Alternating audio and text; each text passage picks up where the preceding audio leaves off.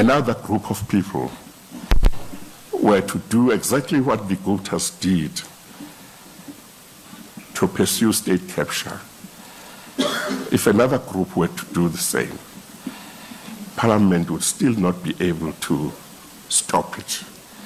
Intetho kaZondo khange yehle kakuhle kwabanye abaqulunqa mthetho. He has overreached in terms of trying to tell Parliament what to do in a very attacking manner. Parliament has its own internal arrangement and procedures on how to implement findings.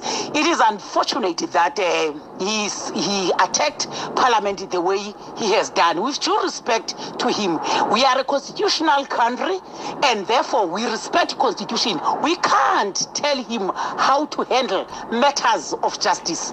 Ipalamente ithi injongo yalentlanganiso engxamisekileyo kukucacisa ukungaqondi kakuhle kwejaji eyinhloko malunga nento eliziko eliyenzayo ukumilisela izindululo zekomishoni yokubanjwa ngobhongwane kukarhulumente.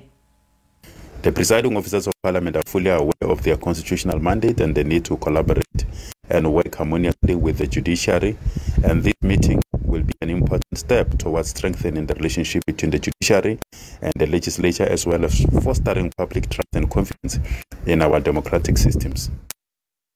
Baza kuba inxalenye yale ntlanganiso banethemba lokuba iza kunqanda ukugibiselana ngamazwi esidlangalaleni phakathi kwejaji eyinhloko kunye nabanye abaqulunqa mthetho.